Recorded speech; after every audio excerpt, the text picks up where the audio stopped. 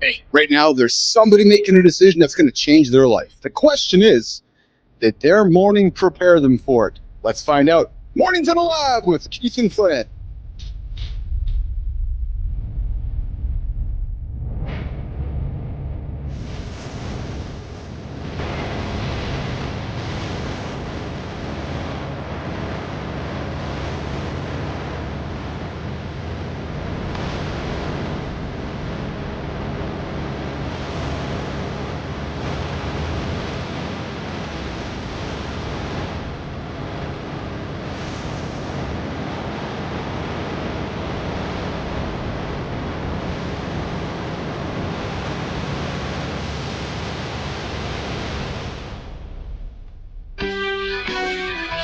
Hey, good morning. Hey, quick reality check. Yeah, in the next hour, you're going to make roughly 35 decisions that are going to impact your future. Little ones, big ones, life-changing ones. I'm Keith Bilous, and this isn't just another morning show. Nope. You stumbled upon the biggest morning show on the planet for men. And listen, just a quick reminder, we keep it raw and real here in the lab. If you got kids around, now's the time to put those headphones on or politely walk them out of the room. And hey, look at that biggest decision we've got coming up for you today. The one that matters, the one that you can't get wrong. Now ask yourself, Business Athlete Nation, did your morning prepare you for it, or did you step around and hit the snooze button? Because that's what we are solving today. In the lab, we got John Anderson, C. Marty Fit, two guys who turn split-second decisions, into championship moments. And of course, producer Christine is calling the shots. Well, Jimmy makes sure the ship keeps sailing and moving forward. And of course, Felix is over here as well, helping cut the show up. Today's different because we got Evan Marks with us. And here's what fascinates me about Evan. He took one simple decision. He starts his clients with a cold shower. We know how Marty feels about the cold shower and turned it into a framework that's transformed billion-dollar portfolio managers. Now, listen, it sounds crazy, right? But until you understand the neuroscience behind it, it makes a lot of sense. Today, Evan's breaking down exactly how your morning routine is either upgrading or corrupting your decision-making software in your brain. Yes, Jory Jansen's here today. We're talking ketosis. We moved last week through intermittent fasting. We're going to talk some ketosis today for all you guys looking to shed some body fat, build some muscle, and are challenged with this whole idea of eating what to eat, what not to eat, and so forth, so forth. And of course, two major announcements. The League of Business Athletes applications just went live last week. Guys, 100 days, 100 hours, 10 spots, one decision that changes everything. Here's the reality. You join us, you join myself and John and Marty and Christina and Jory and Adam and AJ, your life is going to change. There's no choice. We're going to put you through a 100-day program stretched over 365 days. Your life will change. How do I know? I went through it. True story. So the League of Business Athletes is out there. And of course, we are still going through no month. Yeah, see, the league was born out of my desire to say yes to something I needed to accomplish. Going through divorce, going through a tough point in my life. And what did I do? I needed to sit down and focus. I created a 100-day program with my friend AJ Zeglin, named it through the Business Athlete. I had to say no to a bunch of things in order to say yes. So listen, it's time to engage. Hit subscribe, drop a comment about the toughest decision you've made in your life and you're facing today. And let's engineer a morning that prepares you for it. But hey, let's move the attention over here to bring the crew up on stage and ask and see what everybody's wearing today. It looks like Johnny is sitting somewhere in, somewhere in California. Who's wearing black? He's got the red painter cap on. Marty's got a nice light blue shirt on with the red headset. Christina's obviously in black on black on black. And of course, I'm in black on black with a nice hat, sunglasses on today. How's it going this morning, Nation? Hold on, man. What's up with the painter's cap, for the love of Christ? That's what it is, isn't it? Oh, wow. I got Marty, help me, Marty. Marty, is that a painter's cap? You got to throw me under the bus, too? No, it is. He's worn it before, so I didn't really think much of it. Yeah, so I didn't know it was a painter's cap. I thought it was. He's talking about my cap. He's talking about my cap, not his own cap. No, your hat. You got a painter's cap, man. That's what I call them. I think they're great. So Jack Duke. That's called a beret. Let's get that straight up. Oh, turn to the side, Keith. Is it though? No, they're talking about my hat, Marty, not his. No, I'm calling. So I do. So Johnny, I do agree with you. I will interchange it in my head. Oh, fuck Anderson, man. Oh, pardon, yes, Nation. It is a swearing show. Anderson. Okay, painter's cap, beret. It's one and the same, man. And Jack Dugan's in the comments going, Jack, is it a painter's cap or is it a beret? I don't know, man. I'm calling it how about a painter's beret, Anderson? I thought it was a paper hat. Like, get your paper boy hat too. Jesus. Yeah, Marty, I've never heard of beret. Jesus, I love it. Like a golf hat. Good morning, Caleb. Good morning, Jack. Good morning, Megan. Good morning, everybody in the comments. I see you guys all there today, and of course, we got Evan Marks joining us here in a moment. So beret, paper hat, and we got Jack. Yeah. Oh, Dugan is just saying, Johnny, lose the hat. No, Jack, you don't want to have Johnny lose the hat. You have to throw some sunglasses on because look at that. The skull might just that's a dome right there. That's a fucking massive cranium. Well, I thought you're supposed to own it. You're supposed to own it. I own that motherfucker. I own it to the point where I can't even get a fucking pro cap to fit. That motherfucker won't fit. I gotta wear. The little things in the back where you click them together. Yes. I'm that poor bastard that clicks the last one and it never stays straight. You know what I mean? Oh, that's crazy. That's crazy. Yeah, that's crazy shit. That's right. Listen, let's just that real fat old man, and you're like, Jesus, guy that barely gets around the fat fucker's head. Well, that's me. I mean, you got a lot on your mind. Oh, that's it. Big brain. Yeah. Man, I got. We also have Ron Retz here in the comments. I see you, Ronnie, on the horizontal stream. Check it out, the new camera angle today. I'm a little organized today. I organized the lab this weekend. I got this computer here lifted up. I got this camera organized here, and now I can. It's like you're reporting live from like a red carpet right now. Yeah, it's all with the camera lights behind me and everything. So we got Ron Retz here in the comments. We got Good Time here. Good morning, Good Time. Good to see you here as well, my friend. Good to have you there. But hey, listen, here's the decision that's going to mess with your mind. I got something for you guys. I want you to take two identical people. Same skills, same potential, same opportunity. John, Marty, put them in the same high pressure moment. Now, one makes the call that changes everything. And then Flynn, one hesitates, loses it all. Just loses it all. What's the difference? It's not the talent. It's not the luck. It's not even the event preparation. No, it's what happened in their first 30 minutes that they woke up. Yeah. Because that first decision of the day, that glass of water you hydrate with, no, it's not about coffee or medication or cold showers or meditation. Never mind medication. It's about who you become in the moments that matter. It's when your eyes wake up and you make the decision. You look at your wrist, you look at the corner and go, oh, do I got to get up or I got to hit the snooze button? Oh, I know. You got to get up. Johnny, break it down. What's the first morning decision that tells you someone's ready to level up? John Anderson. Well, the first thing we got to do is we got to eliminate the thought of the snooze button. When the thought is not there, we're moving in the right direction. I mean, we got to stop it. Don't even entertain that shit anymore, right? So when you wake up, it's not a thought, it's action. You've already pre-planned this. Yes. Don't let the brain get in the way. You know the first 4 easy wins. The alarm goes off, feet hit the ground. Wherever that goddamn phone is, push the button, turn it off. The water should be right there. Boom, there's your water, right? Start moving towards the kitchen, hit your coffee button, whatever you got to do. But this is all pre-planned. Yeah. No thinking about anything. It's all predetermined. Yes. Marty, right now, quick one. Somebody's rolling over thinking what they're going to do right now. Give them something to hang on to get their day started, brother. What do you need to do to get those negative thoughts out of your mind? Oh yeah, we can't wake up positive. It's impossible. No human wakes up positive. We all wake up groggy, cranky, whatever you want to call it. Some people angry, maybe snappy, irritable. What do you need to do to get on the other side of that? So it might be a podcast. It might be push-ups. It might be turn the light on. It might be put the scripture on or whatever. I don't know. Whatever you need to do, figure it out. Yes. There's advice. Even a second alarm. Like I'll use that. I'll have an alarm wake me up. 1 minute later, that second alarm goes off. Says, "Hey, get your mind out of the gutter, dipshit. You're going down the wrong rabbit hole." That's one more, Keith. Yes, get it, brother. I do the second alarm, but my second alarm says, "Get your fat ass up," or "Get your broke ass up," or "Get your whatever. Get your weak ass up." That works for me. I don't know. It might not work for some of y'all. You might not talk to yourself like that, but whatever message works for you, I do that. And coming soon in the Business Athlete Performance Lab store, custom buttons and sounds with John Anderson's voice. Get your ass out of bed right now, motherfucker.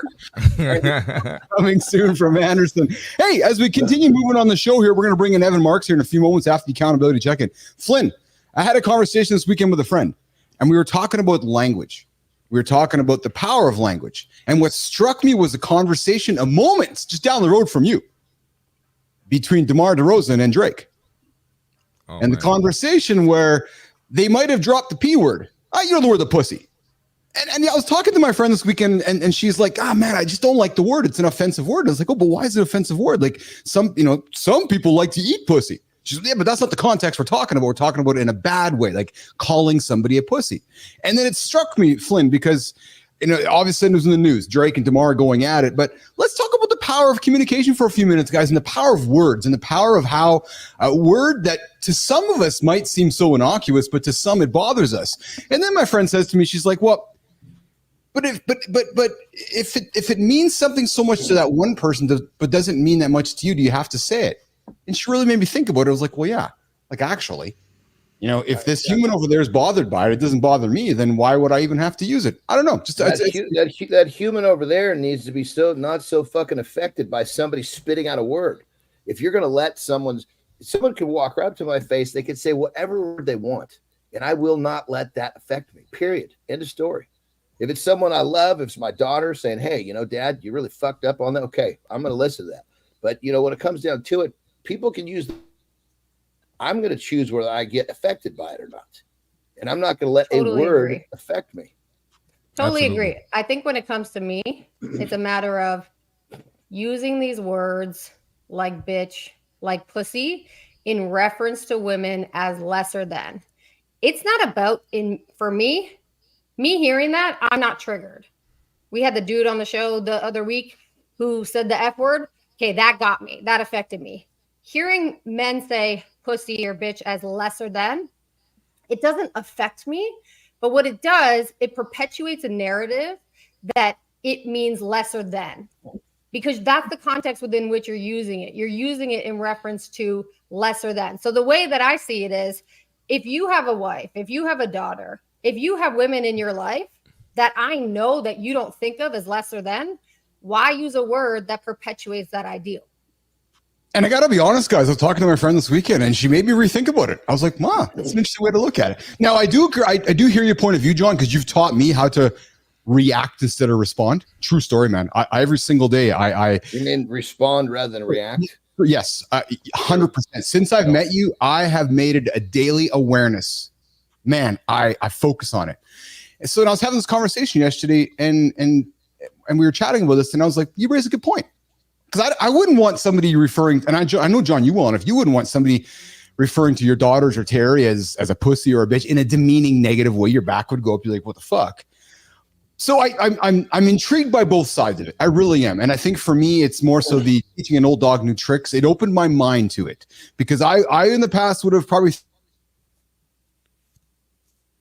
and thinking about it in a demeaning way. But since this person approached me with this, and I was like, yeah, I got a daughter. I don't know if I'd want somebody degrading my daughter that way. It really made me think about it, John and Marty. And I was appreciative of this conversation. And like I said to this friend of mine, I said, if there's one thing I'm learning and I'm really enjoying about getting older, Johnny, is I'm loving this idea of proving the world wrong, that you can teach an old dog new tricks, because I love learning new things every single day. And when let's just say that we're in a situation where, so this is a word, not a physical act. Somebody has a physical act against one of my ladies, they got a problem on their hands. Yes. But if this is a word, I've taught I don't have to teach my wife. She understands. I've taught my daughters, listen, that person doesn't get it. You need to make sure that person stays over there. This is not a person you keep in your space. We don't waste our energy, our time with that person. They're uninformed. They're ignorant. We just get them out of our space. It's like we can choose to be affected by idiots, or we can choose to not be and keep them out of our circle. And pal, there's certainly something to be said for what you've said. I can't disagree with that. And I think that, so where I continue to go through it, sometimes it just is important, I think, to look in our own mirror. and ask ourselves whether it's what's bothering us. Is it the situation? Because I don't want to be respectful. Because I never want to be disrespectful how somebody's feeling if something's bothering them, right? Totally. Yeah, and I know you're the same way, Johnny. But to me, it's just I think listen, it's not black and white. I'm fascinated by. I had the same conversation about cultural appropriation with this friend over the weekend, and that's what I love about this show, and that's what I love about this space, that we can have these conversations around curiosity, right? Because maybe there's not a right or wrong answer, but let's talk about it, right? Marty, what's your POV? Before I jump with the accountability check-in, Marty. Yeah, no, I'm with John and Christina here. They both made valid points. My thing is too, though, I'm kind of leaning with Johnny on. Not that I'm not leaning towards Tina. Yeah, I'm with Johnny on the. You're good. Okay, I just want to make sure. You gotta kind of have tough skin, and you gotta realize too, even if these people aren't calling you these names to your face, there are people talking behind your back. So you've got to be okay with it. You got to just learn to accept it, and you can't teach every old dog new tricks. Some people aren't going to change. They're going to find a reason to continue to talk like that, and it's just part of life. Some people are just idiots. It is what it is. So one thing I'll add too, when it comes to my side of things, I look at it as not the receiver, but the initiator. Yeah. So I'm not actually looking at it as somebody who's having it called about them, or I'm just saying as a person who knows and is intelligent enough to know, in this case, there's a number of different cases, but pussy and bitch is a reference to women as lesser than. Me, in terms of the words that come out of my mouth, I'm going to be intentional about how they were used, not because they hurt me, but because they do hurt other people, and I'm an empathetic person. I know I can't control what happens to everyone. And I know I can't control what happens out of everyone's mouth, but what I can control is what happens out of mine and what I'm perpetuating or not by saying words that I'm saying. Yep. And on that level, I want to add to this that I still believe in what I said, that I will, I will choose not to be affected. I've taught my daughters not to be affected, but I will be the first person to say, I am truly sorry if I said something to offend someone, and I recognize what I said offended them, because I don't ever intend to offend somebody. And if I make a mistake, I will apologize sincerely. So it's two sides of the equation. You got to kind of have both. You can't just say, oh, just everybody needs to have thick skin and then just be laying this shit on the table and fucking people up.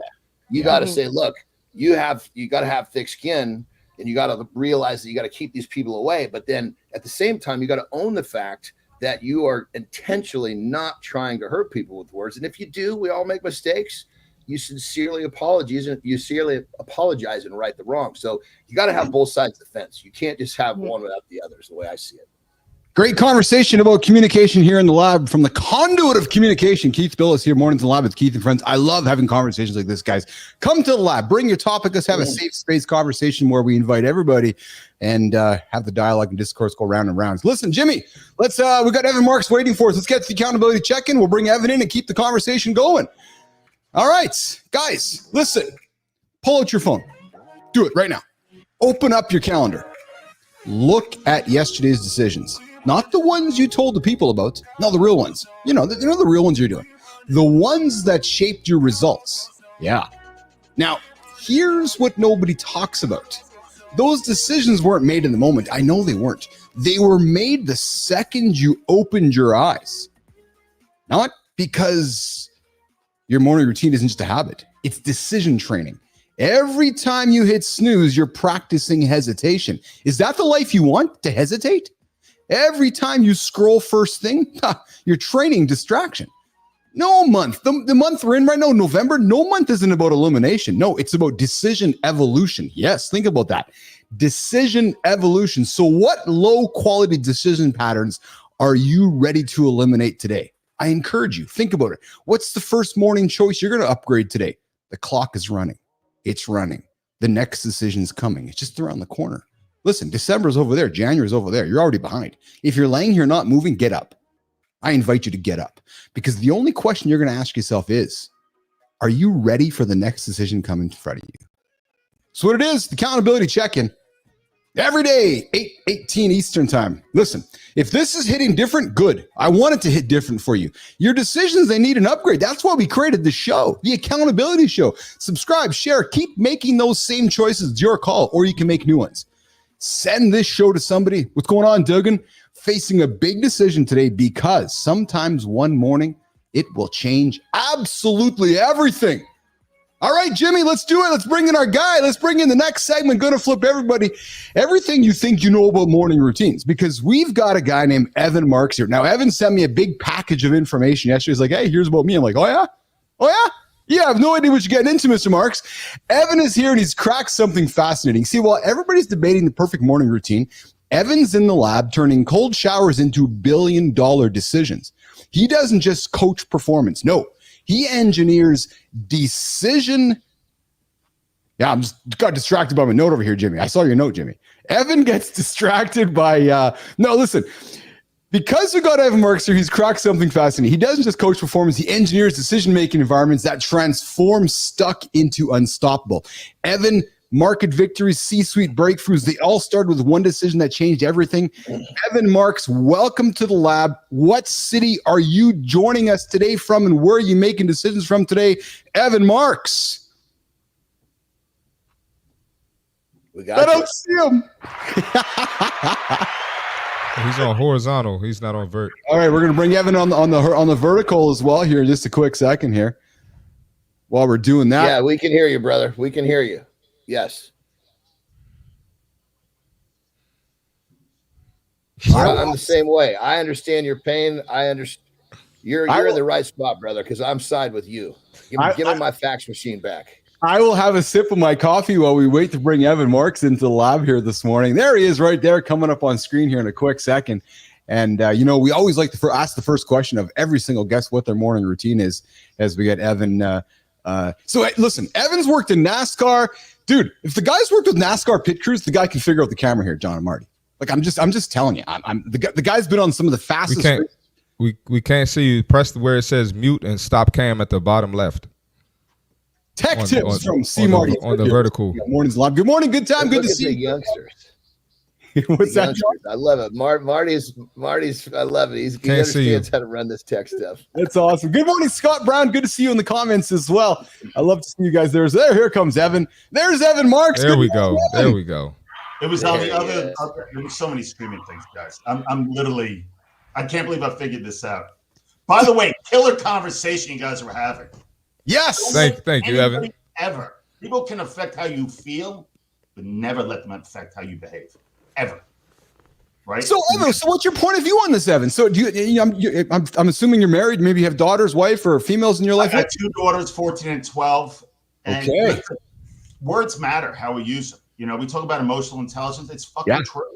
I mean, we're grown adults. Use your words properly. Understand the environment you're in. If you want to use the P word, I curse all the time, but I know where I'm doing it. Yeah. I know the audience I'm with. I can talk to one client differently than the next one. But I have to be aware of one, how I want to represent myself, and also aware of how are they going to perceive what I'm about to say. Words matter. That's one. And two, we all have feelings. We're emotional beings, right? We all experience. However, we're able to become conscious of how we want to behave. Mm-hmm. That's called evolving. Keith, you could say something to me that I'm offended, but if I put mental space between how I feel and how I respond, like John, you were saying, you tell me that's not freedom. Mm-hmm. People can affect how I feel. I can't control that. Like, John, you could say something to me that hurts my feelings. I'm a human being. I think I'm a tough guy, but you'll never, ever see me bite back. Ever. That's a really that's an amazing quality, brother, because so many people don't have that. They react rather than respond, and that's where difficulty comes from. That's where confrontation comes from. A lot of times it's just a couple of quick responses a couple quick reactions that make a big problem. When if those people slowed it down, took a deep breath, and had a couple of responses rather than reactions, it could have just been worked out and everything would have been fine. And by the way, John, it's not, if you come at me, it's not you doing it. It's somebody in my past.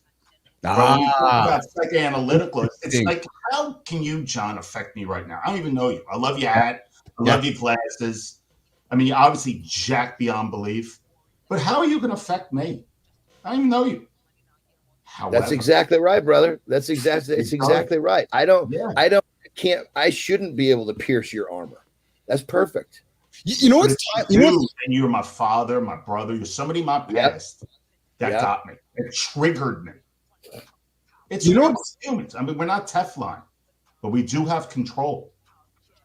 You know what's timely about this, John and Evan and Marty, is that you guys are in America right now, and I'm here in Canada, so I really don't have a say in this at all, frankly, but I do want to offer this. The timeliness of this conversation is extremely important considering what's happening in your backyard this week, right? So just because one might wear a red hat or a blue hat, doesn't mean that you hate the guy. It just means you might have a disagreement on somebody's policy. Like, just because Evan doesn't know who John is, but John's like, yeah, well, I like this color of Kool-Aid instead of that color of Kool-Aid. It doesn't mean that Evan has to hate John. It just means that John just might like a different Kool-Aid than Evan. Evan doesn't even know John. And I think that's part of the problem here, isn't it, Evan? You know, it's so true. Like, I was watching for 15 minutes, and I was jonesing at the bit to get in this conversation. Yeah. Like, John and I we're not that different. We're not that different. We're really not that different. He's got daughters. I got daughters, right? Politically, maybe think about things a little differently. That's programmed, right? But you're telling me that kindness with intensity doesn't win? Fucking bullshit, dude. Of course it does. So you're telling me that I don't want the best for my daughters and John doesn't want the best for his kids? Of course he does. There's not a common denominator that him and I both live on? Of course we do. Yeah. Yeah. You may think, I don't know, whatever you think that's going on. But it's policy, Evan. That has nothing. You don't think something's going on. Ev, I need your help. If I'm a Republican, Democrat, whatever I think, I'm there. Exactly. I'm fucking there, man. I got you. Yes. That's the philosophy we need. I got you back. And that's just it, Evan. And I think that's hold on, Marty. One last thing. That's what sight that we're all still. Well, Keith, I love you. Use the word humans all the time. Yes. Humans first. Well, somehow that we're all human we've lost sight of that element of this whole equation. You know. Yes. And if you take it, what does it really make a difference? You know, what color you're wearing. You know, let's even forget about politics. You know, let's just say I don't like what, Jack Smith is wearing. Well, human, I'm a human. Does it really matter? He likes it. Perfect. Yeah. Don't confuse policy, nation. Yeah. Don't confuse policy. Marty, I know you wanted to say something here, brother. Yeah, I was just going to say, I love how Evan pointed out, like, we all want the same thing at the end of the day. Yeah. Yes. And, me, playing sports, I was fortunate enough to, spend the night at different teammates' houses, different races, different cultures, different religion. We're all not that different. Yeah, yes. We're really not that different, It's so I think it's so ignorant. Man. We all take a dump and put our pants on the same way. Yes. Yeah, so that's all I was going to say. That's just super ignorant. I hate that about our country. Hell yeah. Hell yeah. I'm with you, Marty. Shit, brother. Let's keep the conversation going with Evan Marks here on the center stage. Your mornings in live with Keith and friends. And this is great, guys. I did not expect the conversation to take up the whole 30 Sorry, minutes. Keith. No. I love it. That's the whole point of the show. This is magic, baby. This is magic. I had a chat over the weekend with this friend about conversation, and then all of a sudden, DeMar dropped pussy or Drake dropped. I'm like, wow, there just sets up the opening loop of the show today. It just happened naturally. But Evan, here's what's going to happen. Before we break from C. Marty's fit tip, I got a question for you. Then we're going to come back and get into deep dive with Evan Marks, get to know Evan. Evan, how we ask this question of every single person on our show. How do you start your morning? What is Evan Marks' morning routine? Well, how about this one? Can I add something to that? Yeah. The question is, how do I go to bed? Oh, I love that. Let's get it. Start there. Speaking our language. Come on. Speaking our language. I heard you guys earlier. How do I go to bed? That's the big thing. Listen, when I wake up, I'm 52 years old. Let's go. Come on. I'm ready to go always. Actually, I'm ready. I can't wait to wake up. I wake up 4:45 every morning since I'm 16. I'm ready to go. I mean, I obviously take a nap because I'm old now at 12 o'clock because I need my nap. I'm with you, baby. I'm with you. All right, since I'm 32, so it hasn't been in the last, but like I do. I mean, my energy, I have to know my energy cycles. But in the morning, fucking get out of my way, man. My kids are so annoyed when they wake up at 7. I've been up for fucking 2.5 hours already. I've been coaching, sauna, ice tubs, all this stuff. Like, shit, he's up again. But for me, and we set the pace. Oh, I love it. You got to know your tempo. You got to know your own energy and how you do things. Does everybody have to wake up like me? No. But I will say one thing. You better watch your night routine because it will dictate your morning. Brother, I love that. One of the things I say is tomorrow's success is planned today, and that's before you go to bed. You know what that moment. You wake up and your body just starts doing it because it's been mentally programmed. I love it, brother. Sorry for interrupting, but you got me all squirming. Yeah, so you know, John, there's a great book. Jesse Itzler, I think we know, and we know Dave Goggins. He wrote a book called Living with Seal, way before Goggins was who Goggins is now. Who's a mental beast. He has a line: "Remember tomorrow." What you do today, remember tomorrow how you're going to feel. Like that second drink, third drink. Do I really have to binge Netflix at 11:30 when I know I want to wake up in the morning? Nah, I don't know about that. Yeah. Remember tomorrow, because that's when you start winning. So I've really honed in on my nightly routine. My kid's like, shit, he's in bed again at 9:45. I'm like, guys, I don't know what you're doing. I got things I got to do tomorrow, man.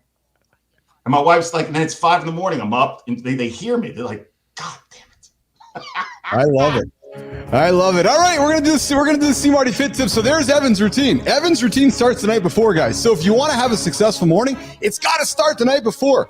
Marty, you're up, brother. See Marty Fit tip. We got energy this morning in the lab. Bring it, Marty. A lot of energy. Let's get it.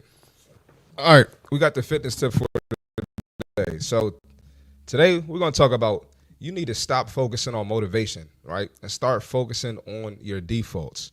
Okay, what's your default move when stress hits? When your energy is down? When life throws you off? Are you going to react? Are you going to respond?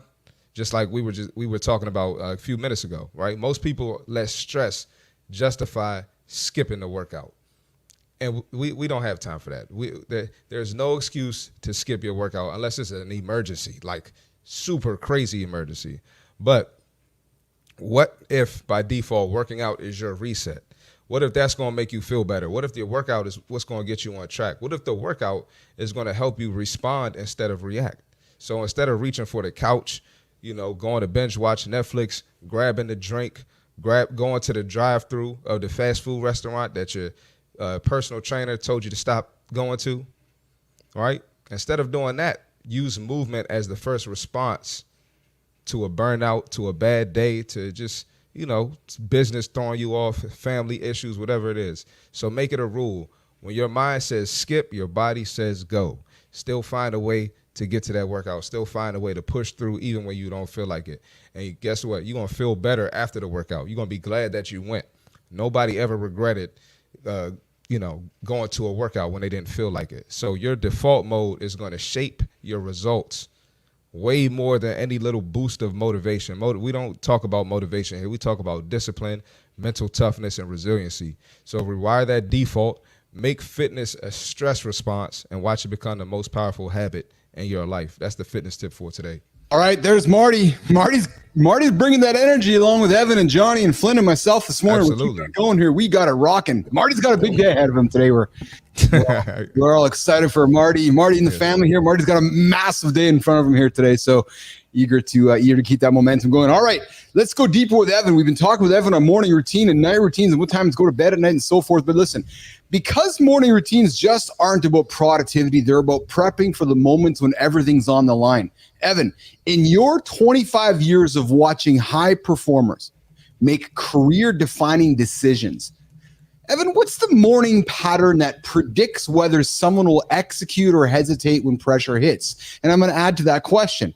You said that it starts the night before, but when you sit down with a client for the first time or the second time, is that the first question you ask them, which is, hey, Keith, do you start your morning in the morning or do you start your morning the night before? Evan.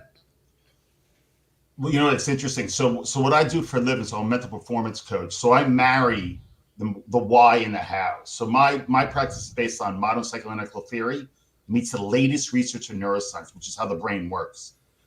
So I usually say, I said, why? Why did you come to me now? That's how I start things. What brought you to say, you know what? Something's off. I'm not evolving the way I want to evolve. I'm not the person I need to be, I want to be, I should be. So it's really, it's interesting because I'm going to geek out for a second, but our learned behavior, our circuitry in our brains is pre-programmed from our caregivers, from the environment we grew up in. I want to know that. I want to do a little scuba dive to understand who I'm working with, because we all have different starting points. I can't say here are the goals, because you probably never obtain the goals you wanted to do anyway. So I want to know what behavior we need to change, because, and it's so, it's great how you guys started. We're all emotional beings. You're allowed to be nervous, frustrated, ashamed, embarrassed, name it, fear of. But how do I attach a new behavior to the fear of being nervous, ashamed, embarrassed, to create a new experience for you? And what that does psychologically, neurologically in your brain, we start to rewire. So I really, Keith, I want to know where I'm starting with. Where are you in this journey? Right? Because everybody's different. I can't say, here's a fucking template, let's just go to work. It doesn't work that way. Yeah. Right? Like my average client is 5.5 years. We build strong mental foundations. Everything you guys discussed before I got on and now, we build that brick by brick, consistency, resilience, persistence, and then we leverage it, piss out of it. And that's what I do for a living. Hey, dude, you drop brick by brick, you might get a cease and desist order from Bill or from Adam, because I dropped that in my post yesterday, and I got a letter from Bill and Adam, cease and desist for using brick by brick. Sorry, Adam House, just saying it, Evan. Adam, I love you, brother. You know I do. But literally, the thing about brick by brick, Adam House Senior, love you. But it's one of those things where cement's got to dry. Yeah. And just because you did it once or twice doesn't mean the brick's laid in. It's that repetition. People always ask me, Ed, when am I going to see results? You know what I said? I said, I've no idea, no clue. What do you mean you have no clue? I said, but I'll tell you one thing. Today and in a couple weeks or whatever from now, it's going to look a lot different. A lot different. It's really just, I always talk about, Keith, about you have to slow down in order to speed up. But slowing down is not taking your foot off the gas. It's really the art of intentionality. Be fucking intentional, man. Yeah. Be intentional with your morning routine, with your evening routine. What you want, be clear. The path, Marty, what you were saying when we took that break about training and stuff like that, that's intention. Like, you may not see it on Wednesday, Thursday, Friday, but when you start to see it, it opens up. Because progress is so elusive sometimes. As a coach, I see it before my client because I observe, right? I'm the outside looking in. But you start to get intentional. All of a sudden, and I did a podcast a couple of weeks, you look back, you're like, get the fuck out of here. Yeah. How did I get here? And then, bang, it starts to leverage, right? Because 2 and 2 and 4 means nothing. 4 and 4 and 8, nothing. But as you start to go, you're like, man, this is awesome. And what happens then? It goes even more. Evan, you've mentioned the relationship between physical challenge and decision confidence. Now, let's lean into the neuroscience with this. This is where you come from. What happens in someone's brain, Evan Marks, when they start their day conquering something that scares them? You've been there. You've got clients. You get up and you're like, oh, fuck, I got to go to a meeting today. I'm scared of. I got to go for a run. I got a big lift. And, let's not get caught up in defining scares. There's an emotional reaction. A person's waking up and they're hesitantly getting through their morning. What happens in that person's brain when they start their day conquering something that scares Evan Marks? Remember, it's not the result, right? There's a great Harvard research out that when we're result driven, we can significantly diminish our skill set. So how do we tie that research into what's going on in the brain? Dopamine, serotonin. Yeah. It's not the fact when it's over that you get that dopamine kick. The reward actually is in the doing of it. Yes. The journey, baby. Yeah. It's the journey of it. That, ooh, whoa. Like, so cold showers, right? You guys mentioned earlier. I've been doing it for 15 years. I fucking hate it. Hate it. But what happens, dopamine levels last for 6 hours after you get out of one of these cold showers. For like, I think it's like 2 or 3 minutes. It's just boosting. It's not even that. It's the fact that you walk out like, why did I just do that? But you did it. 3 minutes. You're telling me when you go scrolling your phone for 29,000 minutes a day that this 3 minutes, and it changes, first of all, neurologically in your brain, but it changes what you believe about yourself. Nobody wants to take a cold shower. But when you do, what else am I capable of doing? That's the whole fucking process behind that. Whether you're a CEO, athlete, trader, I don't care where, founder, when your belief system starts to change, it's a conscious, intentional act. I think we're all saying the same thing. Yes. When you start to, confidence, consistency with evidence builds confidence. Fucking bang. Performance equals potential minus interference. We start to navigate that simplicity with repetition. Evan, I say this often to folks who come to me and say, yeah, I want to start a business. I'm like, oh, yeah? Why don't you go run a marathon or climb a mountain or go do bodybuilding competition first? Like, oh, why would I do that? Like, oh, so if you can commit to 100 days or 120 days of that first to go save yourself thousands of dollars, because it's not going to be fucking easy. And that's why I love doing endurance sports, because it's about a mental game for me. I talk with Johnny and Marty about it all the time. If I'm going on to a 60, 90-minute run or a cycle, it's like fucking 90 minutes of torture. Why do I do it? I hate it. But it mentally makes me strong. And that's what business is. That's what my whole weekend's been, thinking about business. So I often say to somebody, before you go into business, go and fucking run a marathon or go climb a mountain or go do bodybuilding like Anderson, because if you can get through that, then come back and talk to me. Evan, comment on that. I know it's so cliche, but cliches are true for a reason. Yeah, it's so true. The greatest feeling of all, it's not the fear of rejection, embarrassment. It's actually the fear of regret. Yes. That is the most intense. Now, why is that so? And Keith going to me say, what happens if I fail? Yeah. Hold you back. Yes. What happens? I invest in businesses, and I don't pick secretariats left and right. But if I get 2 of them out of 40, I'm good. So it's almost the fact that, like, I may fail, but what if? And Keith, you said something else. The art. I'm doing a TEDx about curiosity. Curious. What happens if I win? What happens if I actually pull this shit off? Yes. Yes. Mm-hmm. But what happens there in the brain is fascinating stuff. Is that I can't, I won't. Like, what does like Yoda say? If you can't, you won't. You try. Whatever the hell he says. What happens if? What would it feel like? What would it look like? So now in your brain, it's almost like I can't, I won't.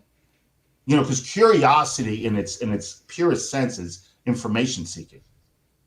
So if John Anderson goes, what would it look like if I formed the greatest coaching, gym, whatever you do? What would that look like? So now, as opposed to, well, I don't know, what happens if? It's like, because it opens the gate to, obviously you may fail, no shit, but you may win. And on that level too, brother, going back to what you're saying, it's, I mean, first off, I agree with everything. And, when you're talking about belief, and when you walk into a room or anywhere and you are confidently knowing that you're willing to make the harder decisions, you're willing to do the more difficult shit than the people around you, it puts you in such a pole position to just do what the fuck you want, because if you land on your face, you'll be the first one back to your feet. And if you can live your life this way, the world becomes your playground.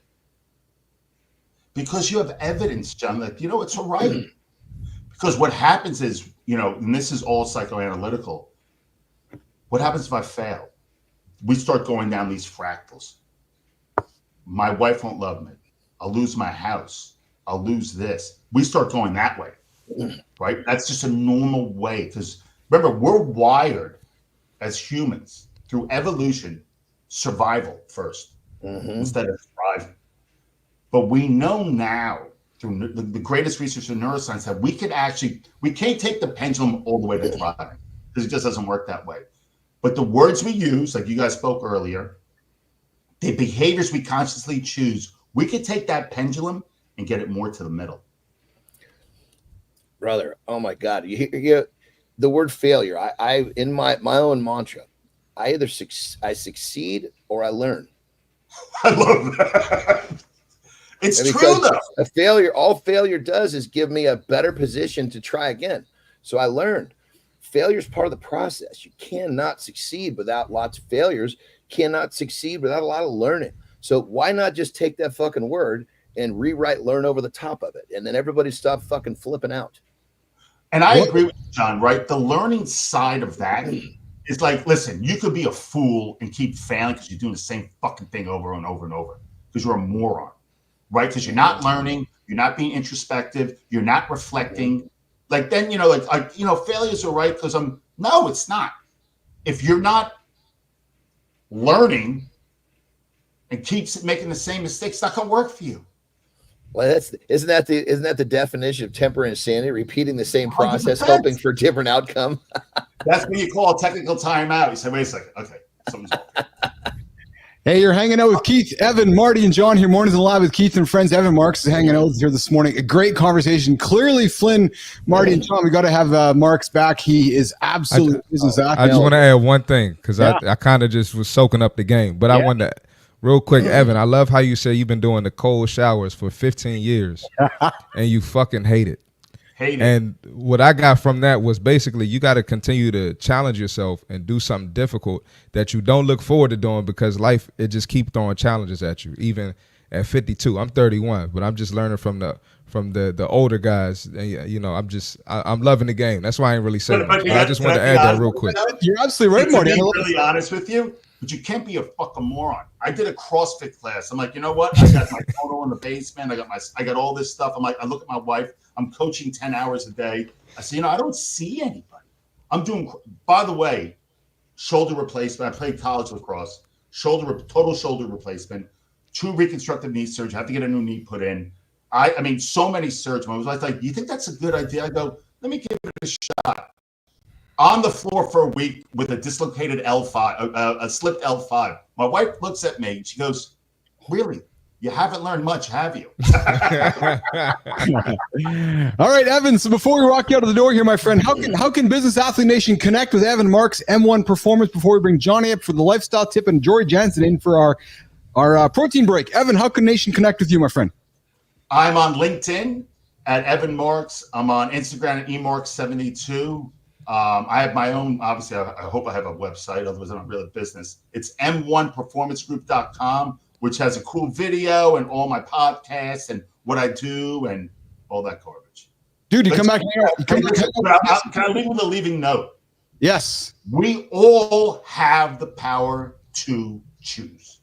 Yes. Just give yourself a little bit of fucking mental space. That's it.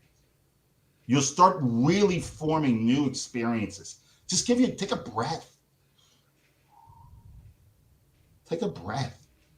The power of intention. Evan Marks, M1 Performance. Evan, you come back, hang out with us again sometime, will you? Any day of the week, brother. Hey, thanks, Evan. Appreciate you, man. Everybody, and Keith, that El Guapo, I'm telling you, man, I appreciate you inviting me on. Brother, I just got to say, brother, you're a fucking rock star. Keep this shit going, man. I love it. Johnny, I appreciate that, brother. We're going to bring Marks back. He's going to be a hit. I can tell he's with our audience. He's going to be a hit with our audience. He's back. Evan Marks, M1 Performance. Go check him out. Johnny Anderson, the lifestyle tip. Jory Jansen's up next with the protein break. We're talking ketosis. Evan, if you want to stick around, you're more than welcome to, brother. I love ketosis, man. I haven't eaten yet. Yeah, I don't eat for 5 days sometimes. Yeah. And if you want to hang on in the green room, hang out. We'll bring you back on for the next segment as well. No, man, I got an hour. Yeah, I love this shit. All right, hang around, Marks. Johnny, you're up, brother. Let's go. All right. We all know that life can be a son of a bitch sometimes. It just feels like at different points in our lives, it just feels like everything is working against us. Well, remember this. An airplane will intentionally choose to take off into the wind. So what you got to remember is don't run from the resistance. Don't run from the forces that are coming at you. Run to them. When you push into these challenges, this is where you're going to have the big rewards. I cannot tell you how impactful this was in my life. When I started to learn to run to it rather than running from it, everything started to change. I know it's counterintuitive, but trust me when I tell you, give this a try and you will see some major fruits from your labor. And once you see this, you can't unsee it. Once you ring this bell, you can't unring the bell, and life will be forever changed. Rock and roll. John Anderson, the lifestyle tip of the day, every single day, 8:45 Eastern time. Give you something to rock and roll, guys. All right. Hey, we got this one coming up here. There's the GOAT.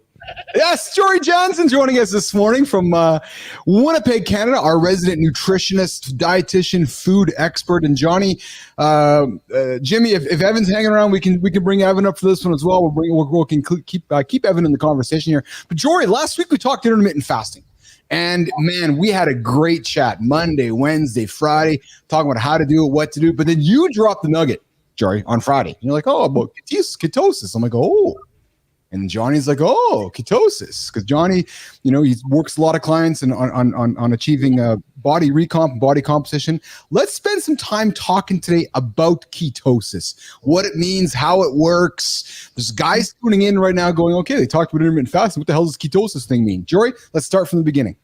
Yeah. So ketosis is really your body transitioning from using a steady flow of glucose, which is readily available for us, so we can actually think and concentrate, make good decisions, and have quality workouts. If you're a high-level performance athlete, it's a great quick source of energy to keep you going. So when you're in ketosis, you're switching from using glucose, a storage form of glycogen and our muscle and liver. You're switching to fatty acids, and fatty acids through metabolic processes eventually becomes your energy source, and you use that as your main fuel source to give you the energy that you're looking for. Johnny, love to hear you jumping on this one too, brother. I always try to put this into a form that's really easy for people to understand. So what Jory said is perfect, 100%. And during that switch, when the body goes into burning the fatty acids, it basically creates a. My bad. So basically, as the body does this, right, it's almost like the exhaust is a ketone, and the brain senses this and goes, "Hey, I don't know what the hell that is, but that is really user friendly. It feels really easy to use. Make some more of those." And so the body goes into basically creating, it goes into hyperketone, if you will, and the problem is that people end up, you hear of people getting into ketosis and they kind of burn out. Well, it's almost like the body is in this it's burning fatty acids, which is a challenge. And it's almost like a runner going around a track. At some point, he's got to stop and he's got to breathe a little bit. And so a lot of times people get into ketosis and they crash and they have different problems. It's because it's not an easy process for the body. But what I like is the idea is when people understand that when the body starts to burn that fatty acid, the exhaust is a ketone. And remember, this is just to help people understand how it works. The brain senses that, says, I like this. Let's keep going. Make more of those things. And boom, off it goes. Jory, why would somebody want to adopt this? Why would somebody want to get into ketosis? And so then the second part of that question is, how hard is it for a human to get into ketosis? And then the third part, when does it happen? So why, how, and when? So the why is varied. For some people, it's for medical reasons, right? They want to get their blood sugar in control. Also, some people, especially with young ones, it helps control seizures. So there's medical reasons why people will follow a ketogenic diet. Generally, what most of us are going to face with, our clients are looking for weight loss. Okay. So they're looking for the next thing that's going to help them get into weight loss. So that's usually the why. Not always, but usually. Yes. And so majority of the time, would you agree, Joy? It's the majority is weight loss. Yeah. That's the trigger, right? So I'm saying, let's lean here. So Jory and John, when people come to you guys, 99% of the time, it's because, is it weight loss or is it body composition? They're two different things. They are two different things. For me, it depends on the population. Okay. So when I'm dealing with people like I consider me, general population, yes. it's usually for a weight loss until we have a conversation. Okay. For high performance athletes, whether it's pro sport or Olympic, it's both, because sometimes the sport depends on weight. Right. So it doesn't matter what their body composition is. If they're not making weight, they're not competing. So it will depend on who my client is. But let's say like general, like high performance humans, but not pro or Olympic athletes. They usually say weight loss, but as we have a conversation, we realize it's more than just weight loss, especially if they're looking for other health outcomes as well. We're looking at body composition. I think that's really important to think about. So with the ketogenic diet, generally, like you're having like the carbohydrate source will be equivalent to having a large banana, really. Like you're getting about 30 grams of carbs from a banana. So not that you have to eat a banana, but that amount of carbohydrate doesn't take much to for the day, like the whole day. Whole day. Yeah. The whole day. It's not at once. It's sneaking its way in there. You can't get that shit out. It's like, I call it unintentionally digested carbohydrate.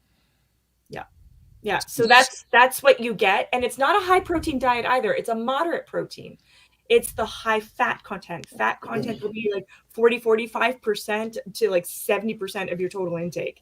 So it depends on the size of your body too, to, what does low carb mean to you? So you got to play around with it a little bit, but it could take 12 hours to like days to get to ketosis. It depends on the individual.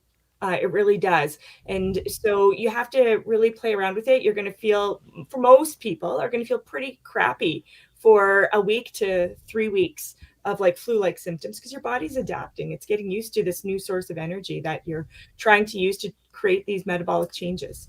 Johnny? Yeah, excuse me. A lot of people think that a low carbohydrate diet is keto. It's so not the case. Your protein, just keeping your protein high in most cases is going to keep somebody out of ketosis. And so just remember, just like Jory said, the protein is not a very big part of a keto diet. The fat is the majority.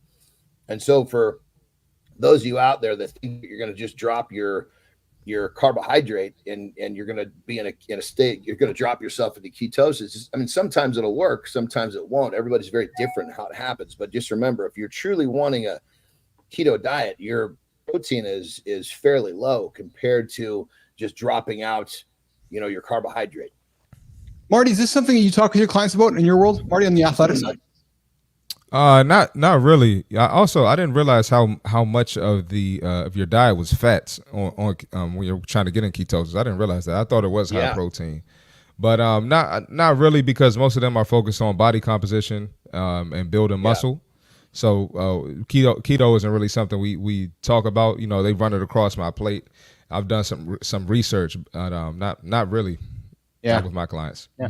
So listen, Marty's got to rock and roll, brother. I know you got to rock and roll out of here. So we're gonna say goodbye to Marty here in a quick second. But Joey, I want to keep you for an extra minute if you don't mind, because you said something which really stuns me. Not stuns me, but makes me curious, and I think audience would be curious as well. And then Johnny repeated it.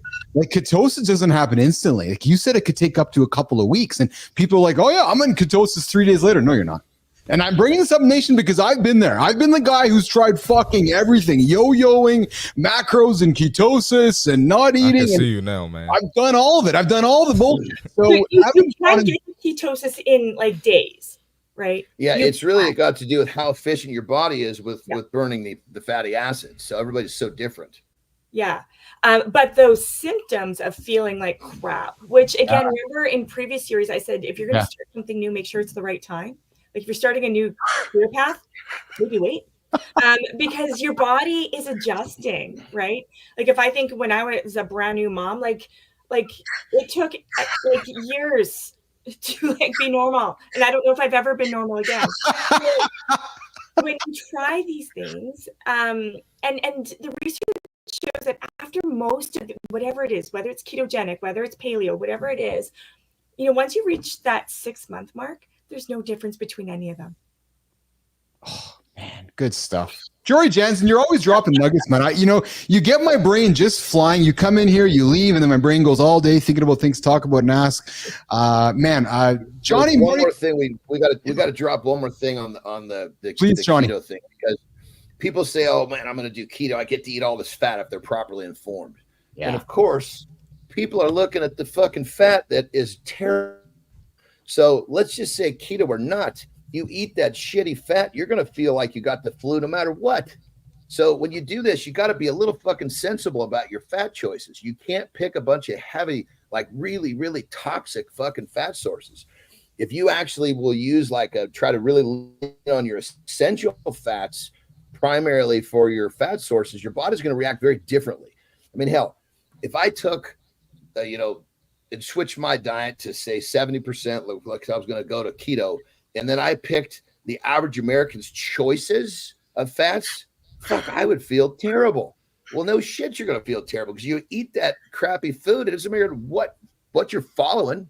Your body's toxic. Yeah.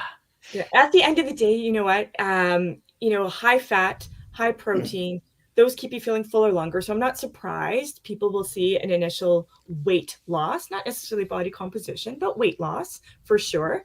But yeah, we're looking at, long-term, this can be hard for some people. It's increasing bad cholesterol, decreasing good cholesterol, the HDL.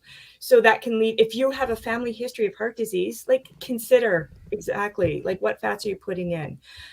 If type 1 diabetes, I wouldn't go there. Type 2, with some assistance from your medical team, maybe give it a whirl and see if you can get some of those changes rather quickly that you're looking for, but then look for something more sustainable long-term. So that way your family still likes hanging out with you. I love it. John and Jory, do we need to keep the conversation going on Wednesday about fat? And I know it's so cliche and simple for many, but maybe not. Still, people get confused by fat. And I'm only going to ask because John and Jory, are people in 2024 still fucking confused by fat? John? Yes. I mean, when it comes down to it, people don't recognize that there's fats that your body is welcoming and there's fats that your body's going, what the fuck are you doing? And think of it like this too, a fat cell is a storage of toxicity. So if you're choosing, a high fat version, let's just say like pork, like bacon, people go on keto and they're just fucking crushing bacon. If it's an organic animal, fine. But YouTube, how they feed pigs, you got fucking dump trucks of garbage backing up and they're eating it all. So they're eating all that toxicity. Where the fuck do you think that shit goes? They crap some of it out, but a lot of it's in there in the animal, in the fat cell. Well, guess what? You're eating 70% of your diet is the fucking garbage that pig just got done eating over the last 2 years. So you got to really understand, there's when we say good and bad fats, there's no fucking joke here. And then you go into trans fats. I mean, Jory, the science, and I don't even think the body can get rid of that stuff. That's just fucking circulating in the fucking bloodstream. It does. Yeah. It's like, this is a topic that people really need to be informed on. Well, that's what we're going to do then. Jory, Johnny, we're going to keep the chat going. I dig this, man. Every Monday, Wednesday, Friday, we start this chat and then it goes into a direction. And then Marty, nugget after nugget just drops out of Jory's mouth and Johnny's mouth. And it's like playing fucking ping pong, right? And then we just leave us and we just learn something. So Jory, thank you again, as always. Final word to you, Jory Jansen, before we say goodbye. We're over time. Final word to you before we say goodbye. Jory. My final words is let's keep the conversation going because I think there is some myth information out there, right? Yes. So let's keep it going and just help people make informed decisions at the very least. Because you can't get fat with fat. You can. And you can. So as Johnny says, you can get fat with fat, or you can lose fat. What is it, Johnny? The man who wakes up happy or sad can be the same man, or whatever that saying you have, John. Marty, shut up. I mean, when it comes down to it, it doesn't. You make poor decisions with your diet. It doesn't make a difference what you're eating. You could get fat. Yes. You know. Yes. Well, all right, Marty's got to go. Marty's got a big day ahead of him. I see y'all. Jory, have a good one. We'll see you Wednesday, okay? And it's the man who says he can and cannot. They're both right. All right. See y'all later. See y'all tomorrow. See you, Jory. See you, Marty. All right, we got Flynn coming up. We got Flynn coming up with the brand bite. Let's get after it, Flinner. Let's do this. Let's do this. Let's do this, folks. Okay. Wait till my screens are clear. We are good. All right. So here's a 20-minute exercise that can change everything. Self-reflection. It's everything when it comes to self-improvement, but unfortunately, too many of us don't know where to start. So here's an exercise that takes 20 minutes max, but could save you, it says fucking 20 hours of work. I don't know. It saves you a lot of time. That's one of those like bro quotes. So here's what I want you to do. Visualize yourself at 12 years old. What were you like back then? What did you dream about? What were you afraid of? Now imagine walking up to that same 12-year-old, you as a 12-year-old, and sharing details about your life now. Tell them where you live, who you're surrounded by, what you do for a living, and go even deeper. Your likes, your fears, your aspirations. How would that 12-year-old respond to you?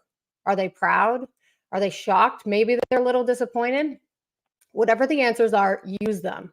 Let them motivate you. Let them guide you through your next steps. And remember that there's no one way and there's no wrong way for doing this. There's only your way and your opportunity to further connect with your story. Yes, it is that simple. I have entered my no fucks era, and I promise you, if you take today's brand bite into effect, you will be one step closer to entering yours. You got this. All right, there's Flynn, the brand bite, every single day, 9 o'clock Eastern time, mornings in the lab with Keith and friends. We're running a few minutes over time here today after Jory just dropped out of here with talking, we're talking about ketosis and fat and so forth. And you guys want to listen to that if you haven't tuned into it yet. But hey, we are on for Reloaded. Jimmy, hour 2 is beginning. Not a few minutes behind, that's okay. It's the power of live content. Yep, and I think, so you know what, actually, Evan was supposed to stick around to dance for this. Flynn. I think he was. No. Yes. I don't know where the hell Mark's went, but Mark's was going to hang around, but he left. He's probably doing burpees or something in his basement. I don't know what he's doing, but all right. So listen, the first hour is done. Morning Loop. We talked about the power of language. We met Evan Marks. Jumps into the cold shower every single day. We continue that chat about just the choices you have in your day and you know, where you're going to head. And then we talked to George Jensen about ketosis and fat burning and so forth. Now we're going to restart the second hour, Morning Loop Reloaded. And I want to start this hour the same way that I started the last hour. And I just, you know, we don't get many chances to do this, but I want to keep leaning into the conversation with humanity. And Johnny, I subscribe to Arnold Schwarzenegger's newsletter. The Pumped, or whatever it's called, and he dropped something in my inbox this morning. I wanted to talk about it because I thought he just said some really great things which are meaningful, considering it is a big week in the United States. And you know, first of all, Johnny, he says, "Nation, business athlete nation, Americans, use your power."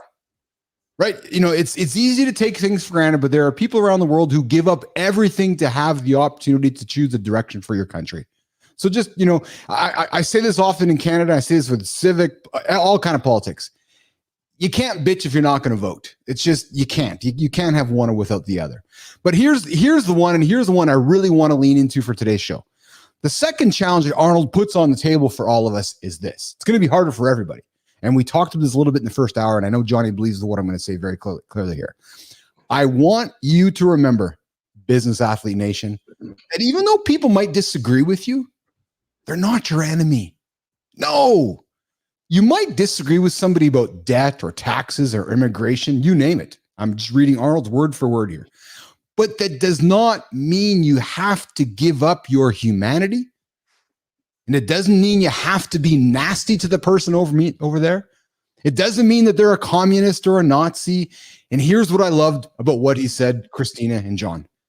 It just means that that person over there has a different vision of policy. That's it. That's it. Doesn't mean they hate John. Doesn't mean they hate Keith. Got a different point of view. And what I've learned, especially as I get older, there's some power in learning about new points of view. And I know that there's some people at the top have given all of us a bad example, how to treat our fellow men and human. And all you have to do is listen to some of the rhetoric over the last few days. So just put that aside. But my challenge that Arnold says to all of you is just to stay out of the mud, because there's going to be enough nastiness over these next 5 to 10 days in the United States, no matter what happens. So as Arnold says to all of you, and I'm going to offer it up as well, just as your Canadian uncle to the north, I encourage you, you know how to, as you start your day, rise above it. Be the human. Wherever you vote, I really don't care how you vote, frankly. It makes no difference to me. I just want you to get out there, make a decision, be human about it, and love the person across the table. And remember, it's a policy that you might not agree with. It's not the human that you probably don't like or agree with. Johnny. First off, of course, I agree with everything. But I think if we took this whole concept and we boil it down a little bit, let's start off with, if we can, well, I shouldn't say we, I can't include myself in this one, but if those of you that are commuting to work every day, if you can keep from flipping off your fucking neighbor in traffic, that's a good start. Yes. Because it's, of course, you're going to be all fucking wound up with a difference in opinion of policy. If you can't fucking treat each other with respect when you're sitting in a fucking car in traffic next to eeach other. And yes. So it's kind of like, I think it's got to go. I so agree with everything, but I think, if you get to the roots of it, I think then, all of the things that we see that are above ground are going to start to change. And unfortunately, somehow, some way, everybody's gotten so goddamn wound up tight. And, the word hate is thrown around like it's like I don't think that word should be part of someone's vocabulary. Dislike, there's so many words you can use to describe it that doesn't prompt that direction of your mind. But either way, I so agree, Arnold. And on that level, I think the place to start is with the easy shit, with the stuff, just treating your fellow man with respect in the goofiest little situations, in the grocery store, in line, when you're in traffic, when you're buying coffee. One thing I love is when I pass somebody and I address, hey, how are you? And they most people are not used to that. And they're like, I'm great. How are you? When I'm on the telephone, like if I call in the bank, right, and I need some help, and I don't know this person. She says, hello, this is Jessica. How can I help you? Hey, Jessica, how are you today? I'm John. Hope you're having a great day. There's a little pause. She'll go, hey, John, I'm having a great day. And she's so used to dealing with pissed off people. I can give her a little respect, a little joy. And that shit spreads like wildfire. If people would just recognize that we can actually be kind to others, and it's a different world we live in. What's crazy when you said that, Johnny and Flynn, I'm going to bring you up here, is that Johnny said something that we all do throughout our days. And again, the point of this show is to create aha moments for people. I'm hoping somebody heard John and they're going, yeah, you know what? I got to make a phone call right now and I'm going to ask the person how they're feeling right now.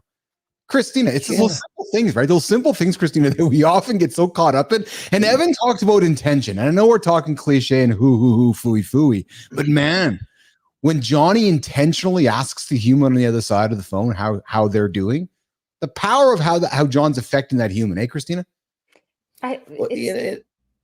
Sorry, Chris, go ahead. So forgive me. It's bringing humanity into interactions again. It's about we so easily go through our day with this monotony of I just got to get it through the day. I just got to get through. I don't have time to ask anyone how they're doing. I do the same thing, John, and I remember my parents always doing the exact same thing. And you're right. There's always a pause. And then there's kind of I don't really know what to do with this. And then there's sometimes a response, but oftentimes it's they also are okay, get to it. Do you even mean this? Are you just saying it? I think the point that Evan raised that really hit with me is that so much of this anger towards someone else is really not towards that person at all. It's towards people in our lives that have hurt us. It's towards the situations that are out of our control that we wish we could control. It's towards all of these things that are triggering us that are always about us. They're not about that person or that individual. I think at this position, in this moment in time, particularly in the US, but in a lot of places in Western countries and in North America, people are unhappy. People are really, really struggling. And I think they're taking it out on other people in an external way versus looking inward and saying, what can I do to control the situation? And what can I do within myself to actually make myself happier, with the hope that those around me will benefit from that as well. Well, and break this down into, like, let's take that. We're actually giving somebody a little joy, a little kindness. But then the second dimension of that is like in a coffee shop, you're saying hello to the person that's taking your order on the telephone. It's wonderful to make them smile. But what you're also doing is you're giving them a little joy, and it's helping them do their job a little bit better. And guess who they're doing their job for? You. So it's like this positive vortex, I mean, that person on the other end of the telephone probably has the ability to do a lot more for you than they'll let on if they think you're a cocksucker. No, I can't help you do that. Sorry. I'm gonna have to send you you got to go to this other department. If you've ever worked in one of those call centers, which I know I have, I think Keith has, you have way more power than you're about to. Yes. But when you're kind to someone, you'd be really surprised at how when you're kind and you're giving them a little smile, giving them a little joy, they want to help you.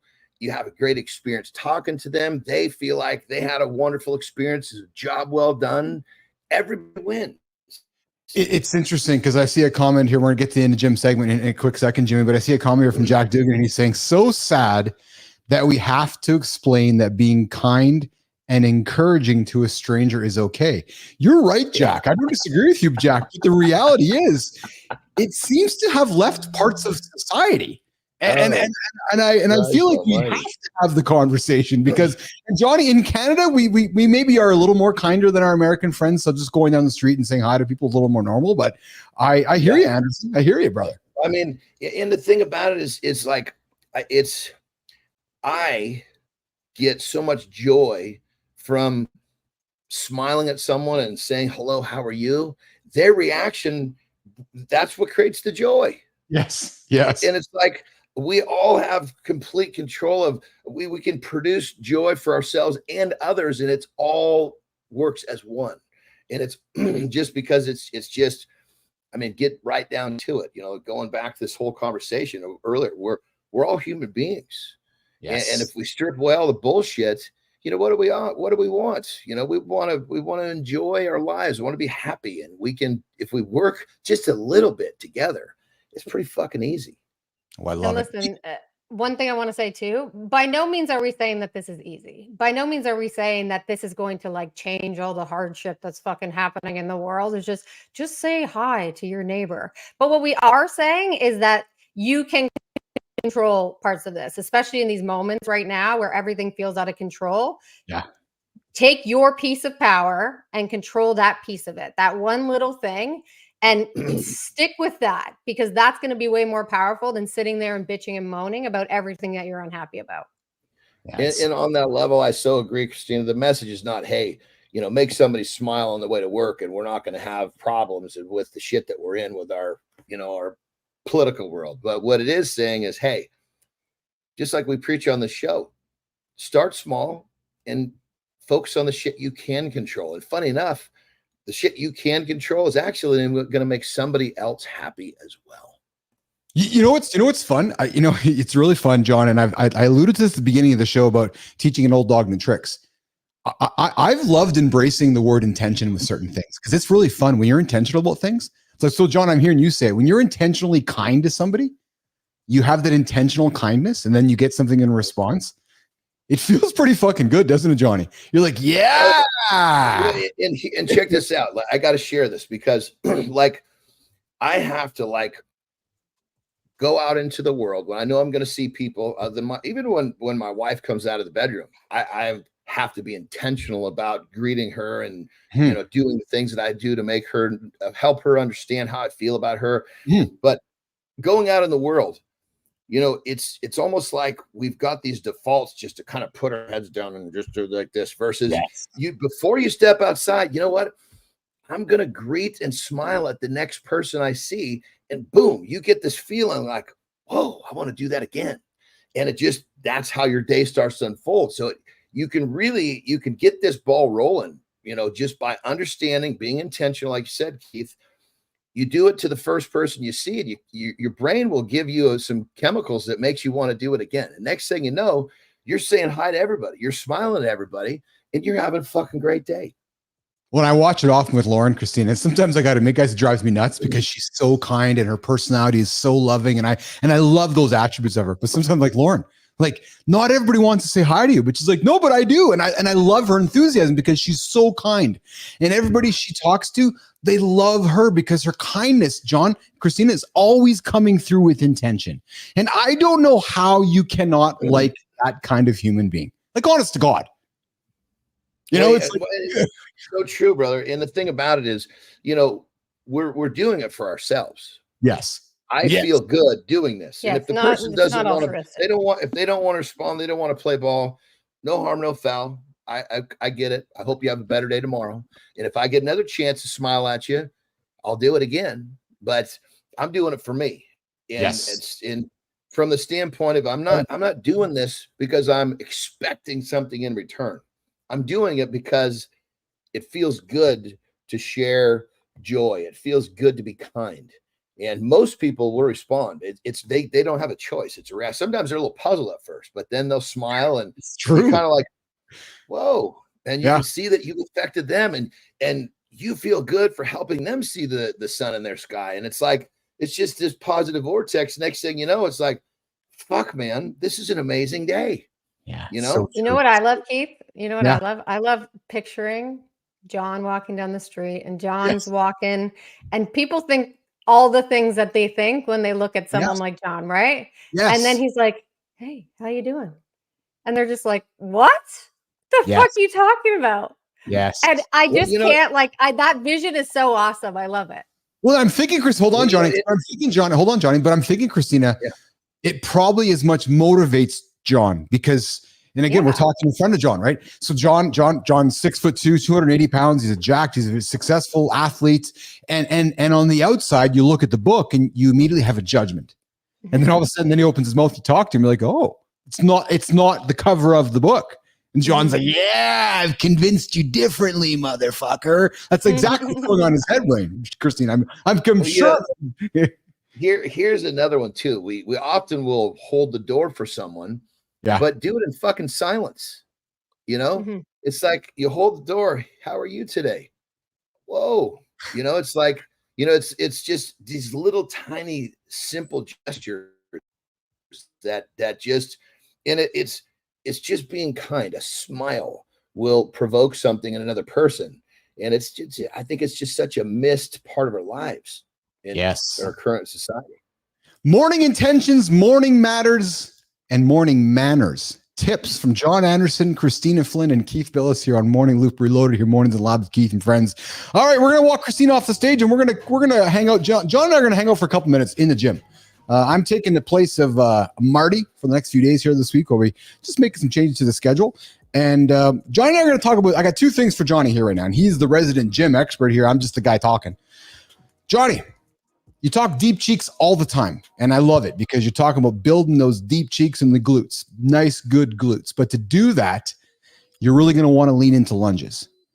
Let's talk about 3 types of lunges for incredible lower body strength, because right now I'm envisioning the clip that sits after this conversation. Somebody going, I want to build some deep cheeks.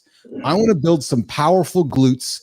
Give me 3 lunges that I can work into my program this week that are going to help me accomplish that. John Anderson.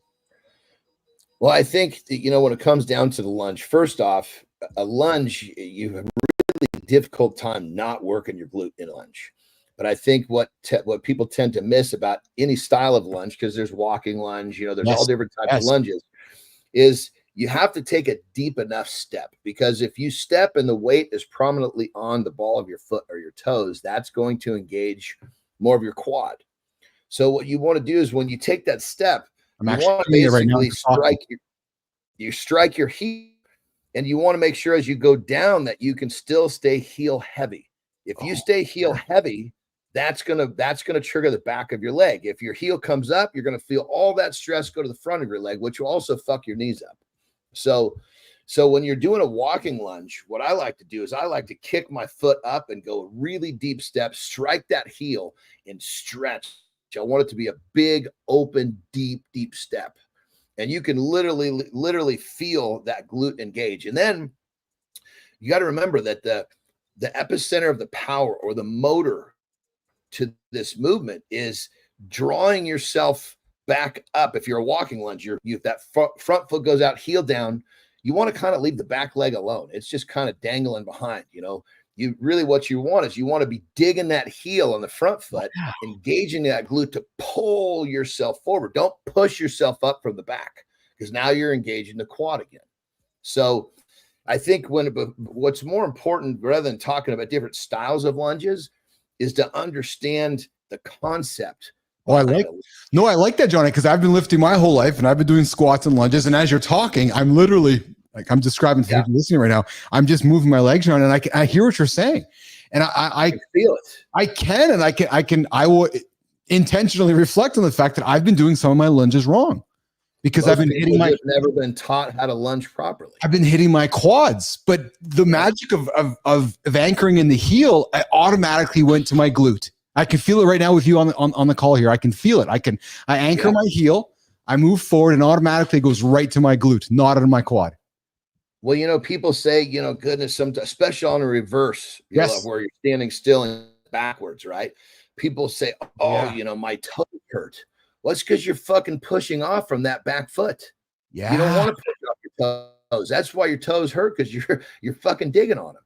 You're just supposed to touch that thing down, then basically dig the leg that's still when you're, how would I say it? So when you kick your left leg back, right, you want to basically dig your right heel into the ground to draw yourself back up. Don't push off that back leg, because if your toes are hurting, Nation,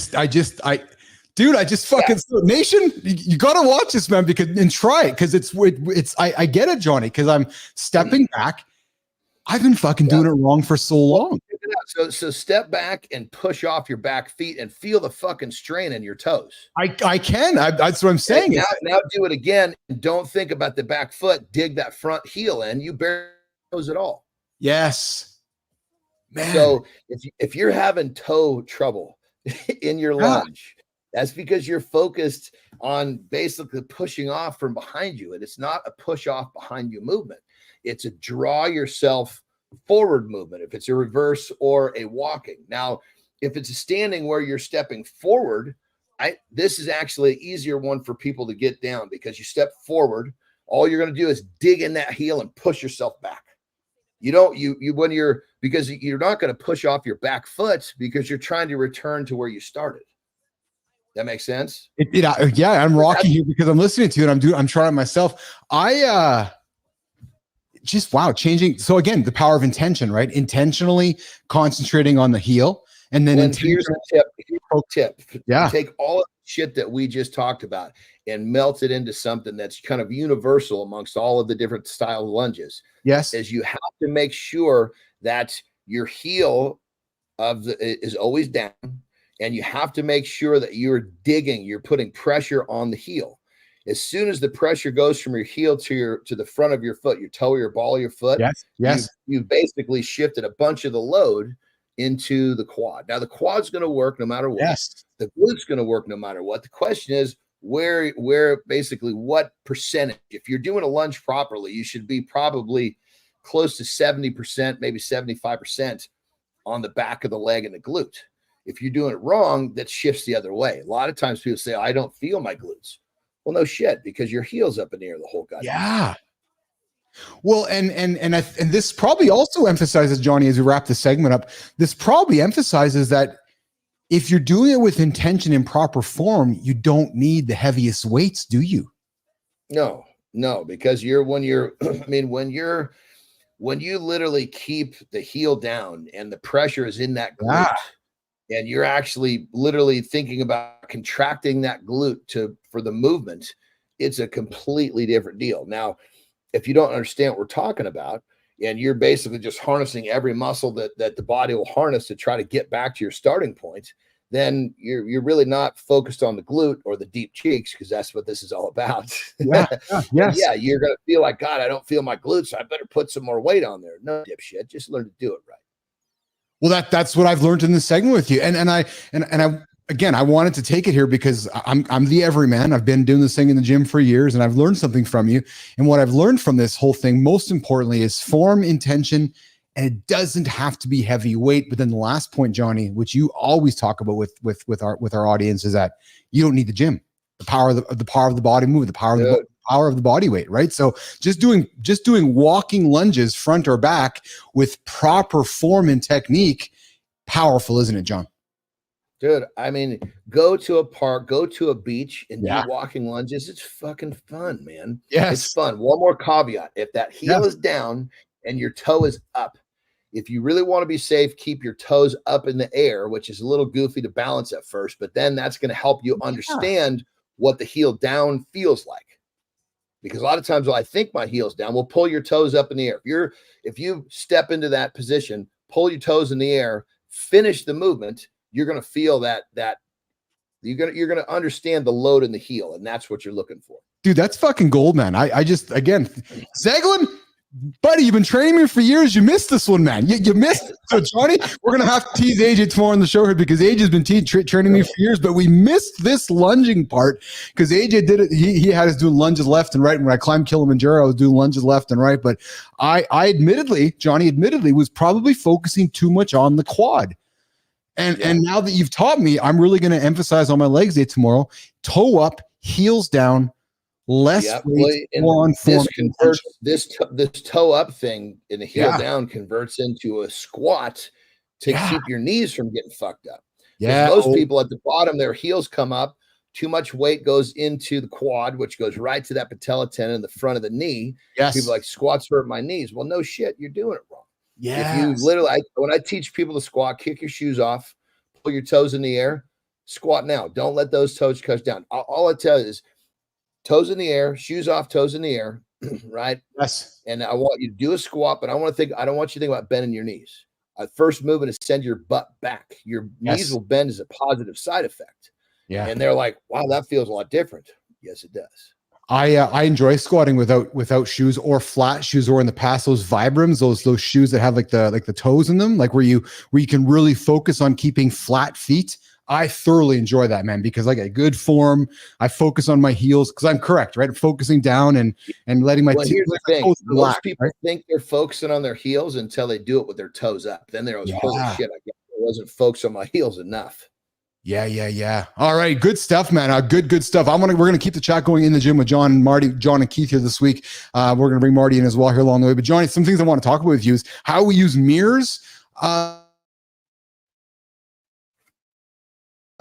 We as guys are scared of the mirror. Maybe there's ways we can use the mirror to motivate, inspire, and help us. Let's talk about that this week. And I also want to talk about burpees. I know you're a big fan of burpees, but burpees might be the number one fat burning exercise we as human beings could be. Hey, Johnny? You know why they're great?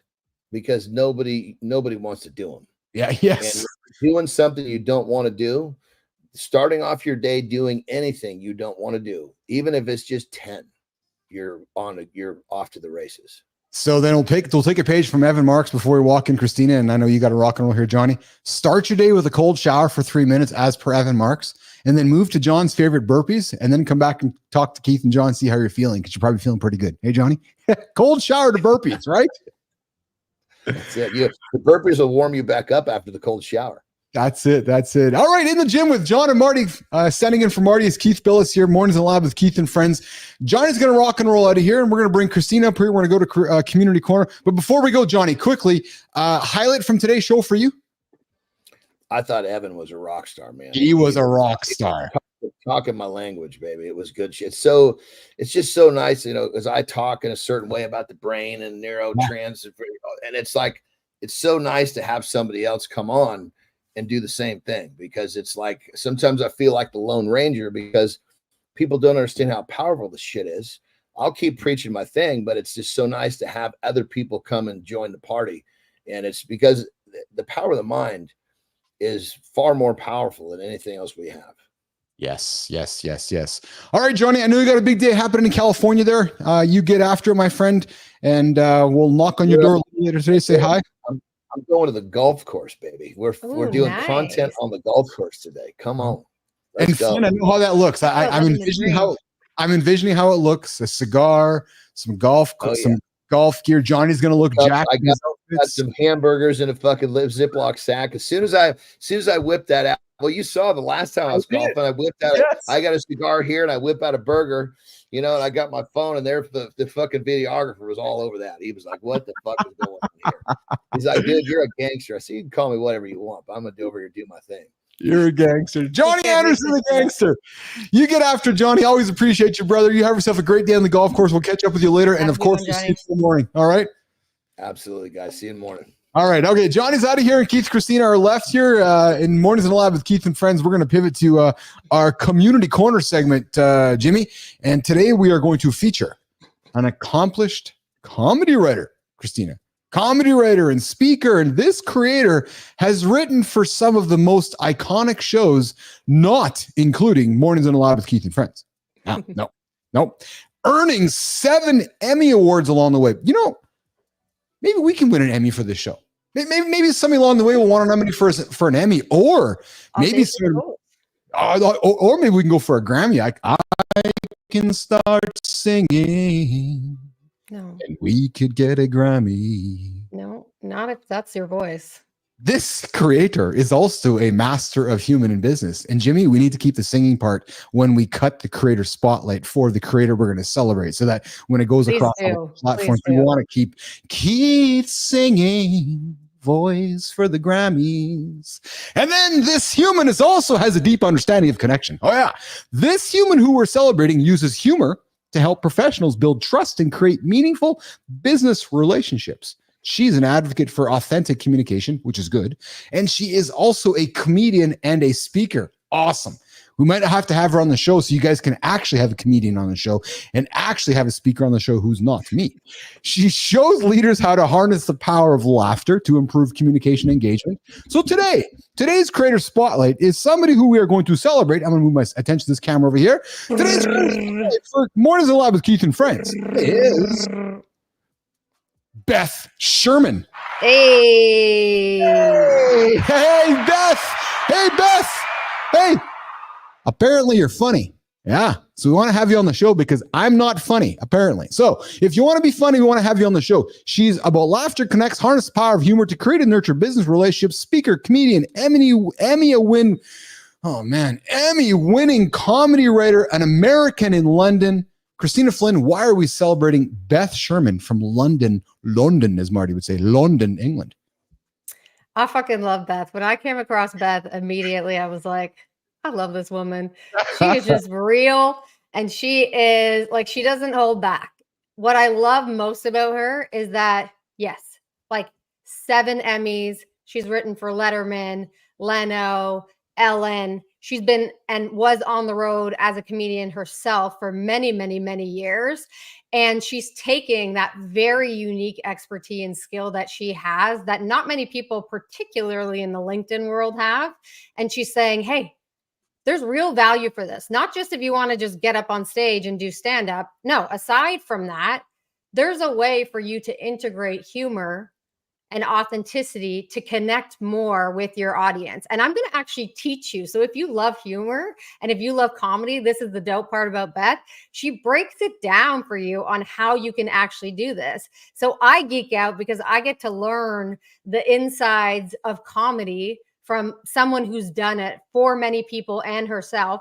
And then I'm able to take those learnings and those insights and apply it to my own life and my own connection with folks.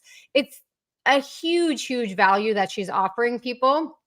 It's just that simple. If you could sit down with a writer who wrote for Ellen and Leno and Letterman and has done it herself for years, and she was going to teach you how to use humor so that you can connect to an audience just like she and every comedian has to do. That's the opportunity that you're getting by following Beth. She said it best to me herself when she said, there's nobody better in the world at connecting with someone or connecting with an audience in a matter of seconds than a comedian, because people are sitting there and they're expecting you to be funny, and you have to immediately do it, right, or they're going to shit talk you, or they're going to tune out, whatever it is. So she's got this ridiculous skill and she's bringing it to LinkedIn. So I love watching her and I love learning from her. That's true, eh? You go to some place, people are expecting you to make them laugh. And if you don't make them laugh, they're instantly pissed off. Like there's no gray. It's just black and white. It's like, oh, that's not funny. It's just a ridiculous concept, because like nobody expects anybody else and their profession to show up as their profession. So like you're not an actuary and you walk in the room and everyone's like, well, what's the risk factor here? Tell me about it. Like there's no other profession in the world that does that. But comedians, all of a sudden, it's like, well, you're funny. You should be funny. It's like make they're me laugh. Performing. Shut up. Yeah. Make me laugh. That's your job in the world, to make me laugh. So Beth Sherman, we want you to come on the show with us. And hey, you're in London there, so it's the middle of the day there for you. We fuck, John Anderson's got to get up in the middle of the night. So you could get up in the middle of your day, Christina, and Beth can come hang out with us, and she could make us laugh. Maybe she could teach Keith some humor. Maybe she could write some jokes for Keith. So Beth, if you know somebody in your corner, what's that, Christina? I'm gonna say this, Beth. If you want to come on the show, you don't fucking have to make anyone laugh. I would love to just learn more about what you do and give you a platform if that's of interest to you. We can't just say exactly what we said people do to her, Keith. Beth, come on the show. That's fucked up that people do that. Be funny for me. It's funny because I learned that from our friend Jeff Hatton. Remember when Jeff came on the show? I was like, okay, Jeff, make me laugh. And I love Jeff. Jeff is funny as a fuck. Jeff is, if you guys know Jeff is, you got to go find Jeff on LinkedIn. He makes funny fucking content nonstop. But you're right, Christina. When you put somebody, it's like, okay, that's the comedian. Make me laugh. And a lot of people say that about comedians, that off stage, off camera, whatever it is, they are some of the most serious people in the world. Because in order to be able to put together the jokes like they do, one, they have to have this skill in this craft that they've perfected for decades. And two, they just look at the world differently than you and I. Yes. They just do. And so in order to have that skill and that talent, you're getting on stage and you're performing. You're not walking around all the time being that exact same person. So Beth, if you want to join us, that would be lovely. We'd love to give you this platform for anything that you like. And if you want to be just serious and you don't want to fucking be funny at all, great. That's awesome too. We'd still love to have you. There you have it, Beth. So come on the show. Don't be funny. Yeah, no, actually, that's just it, Christina. Beth, you are invited to our show, but you can't be funny. Nope. You got to be fucking boring. Stop being so prescriptive. You got to be just boring. You got to come here and just be boring and monotone, just like my little teaser video to folks. All right, Beth. Hey, we are celebrating you, Beth Sherman, with the Community Corner Creator Spotlight. Jimmy, we're keeping all that for our segment later for Beth. We would love to have you on the show, Beth. Come hang out with us and celebrate somebody in your orbit for the Creator Spotlight here, Mornings in the Lab with Keith and friends. All right, so listen, Keith and Christina are going to continue the show for a number more minutes before we wrap it up. We get the business and branding segment. And Christina, I'm calling a complete audible right now in front of you. I fucking knew you were going to do this. I knew you were going to do this. You have something against this segment that I have set up. You do not want to talk about Business Foundation. So please, Keith, you tell me what you want to chat about. So we are going to talk Business Foundation, but I thought we would talk about the League of Business Athletes. I thought we could maybe talk about the League of Business Athletes. I thought that we could be telling about what's kind of happening here in the league and what's kind of rolling out here. And the funny thing is that in many ways, Nation, it does very much segue to what Christina is proposing we talk about, which we will get to this week, which is the foundation, what your business is probably missing. Because listen, without the foundation, your business is just quicksand. It's just kind of fucking rolling all over the place. But to start somewhere and to learn that, maybe you want to hang out with us in the league. So last week, we quietly unveiled the League of Business Athletes. It's a 100-day transformation program. You, Nation, will have a chance to hang out, invited, to work with, myself, John Anderson, Christopher Martin, aka C Marty Fit, Christina Flynn, George Anzen, AJ Zeglin, and Adam House, all in one environment. Traditionally, most coaching programs, Christina, you go work with either Evan, or you go work with John, or you go work with Christina. And traditional coaching programs are, I want to go fix my mental mindset, or I want to go and lose weight, or I want to go and get stronger. So what I believe in the Business Athlete Performance Lab, and Christina, and what got my shit together, what helped me get through my tough times in life, going through divorce, climbing mountains, moving life forward, was stepping back and going, I don't just need one coach. I need a lot of fucking people. So I learned about nutrition. I learned about athletics. I learned about business, and I learned about all these principles, mental toughness, and I created the business athlete mindset. And that helped me, Christina, get through my shit. So what I've put together along with yourself and our wonderful team here is what we're calling the League of Business Athletes, League 100. It's a 100-day transformational experience. You might be waking up one day. You might be waking up, mister, right now. You're going, holy fuck, I'm 46. Christina, I was there. You're looking around, you're going, yeah, I got money in my bank account, but I'm feeling pretty shitty. I kind of lost purpose. I don't really know what the hell I'm doing. My career is kind of like, yeah, my career is great. I collect the paycheck every 2 weeks. But Christina, I'm like, there's so much more for me. So what we're inviting you to do is to come work with us, mister. Come work with Christina and build that personal brand. I know you.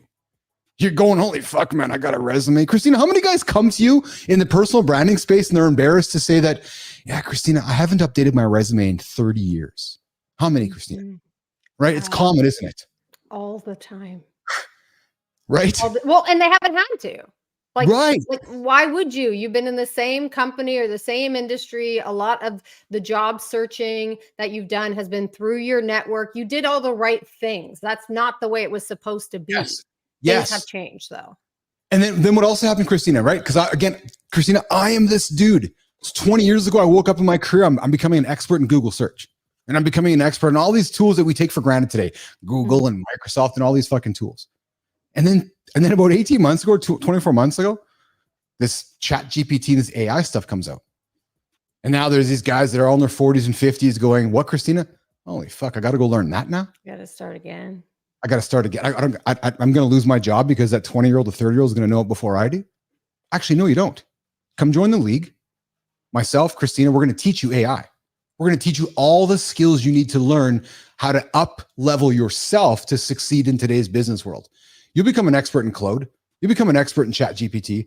And maybe not a 10 out of 10 expert, but strong enough where you can go to work, Christina, and go to work and provide value and not walk into a meeting with all your colleagues looking like the guy who's like, yeah, fuck, I don't know what I'm talking about. Christina, talk about that because we know there's guys going, oh my God, do I have to go learn that? Can I just pretend to hide for the next 10 years of my life and this is going to go away? It's not going away. It's not going away. It's not going away. And can you stick your head in the sand? Yes, you absolutely can. You probably did it with social media because you were like, fuck this. I don't want to learn something new.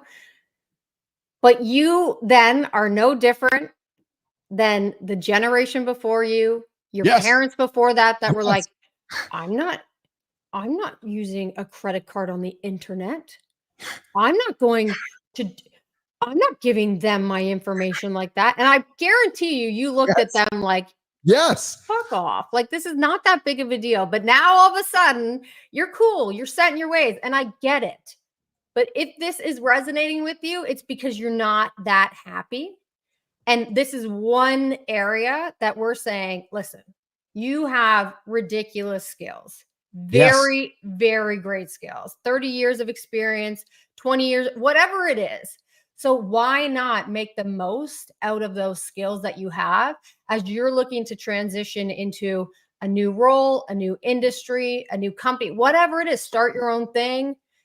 As you're looking to do this, why not make the most out of those skills with the tools and the technology that's available to you? Right now, the biggest one is AI. Yeah. So why ignore it? If you were completely happy, you wouldn't be fucking listening to us anyways.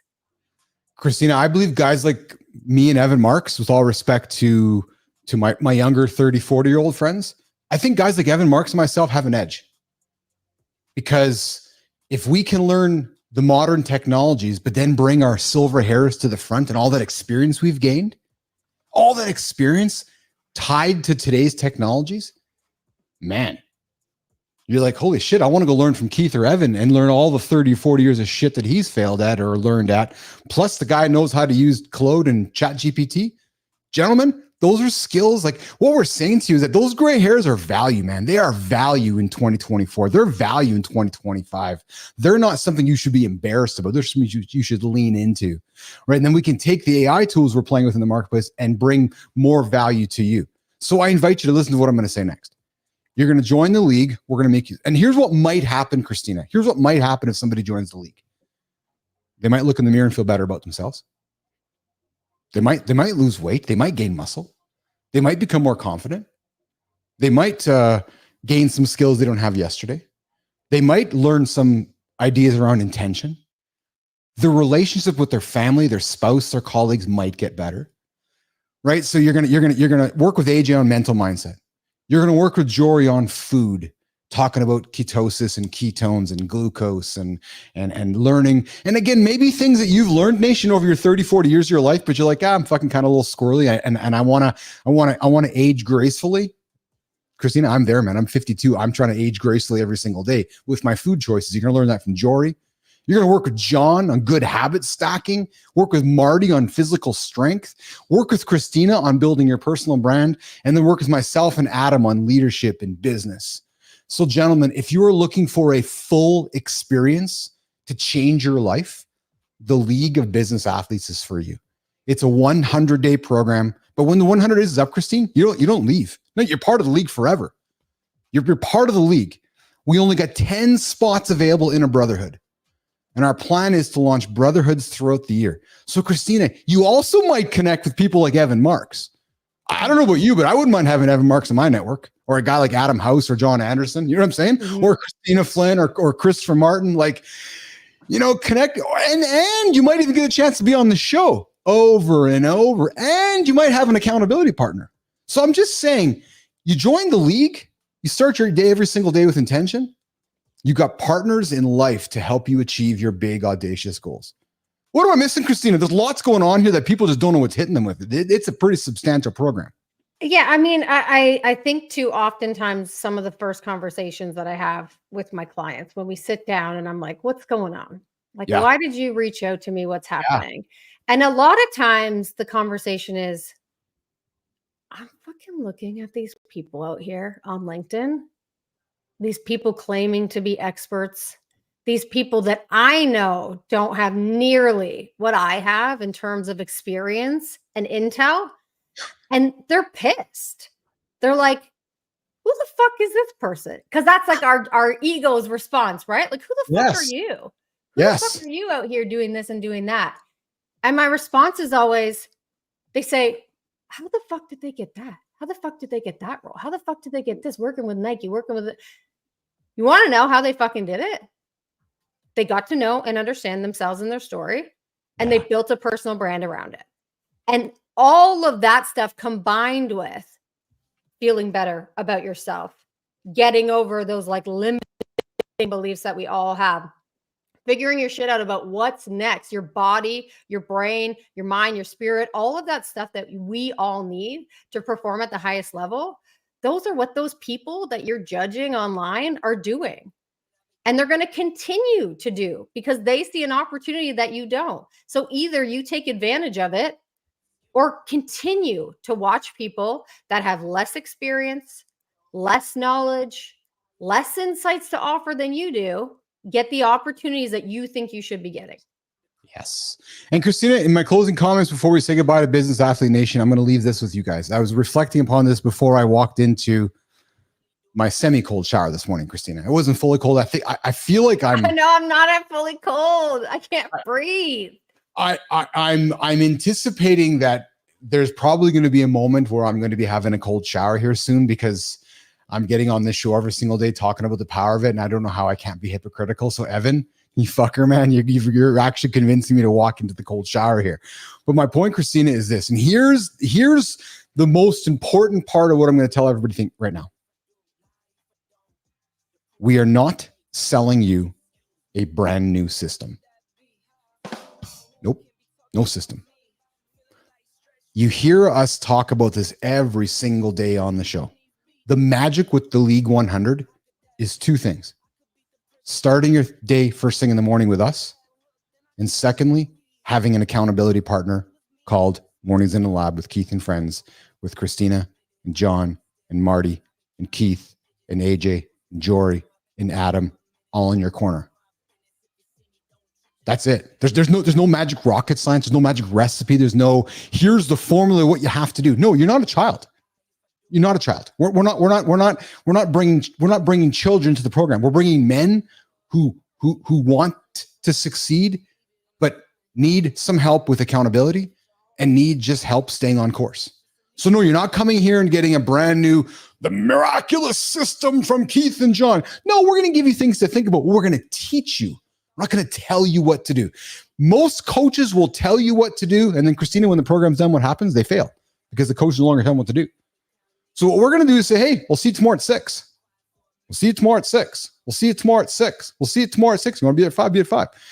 And I believe that if you keep doing it every single day and you show up with intention, the 100 days are going to be magical, but then the remaining 265 days of your year are going to be even more magical. And then Christina, the rest of your life is going to be magical for one reason only.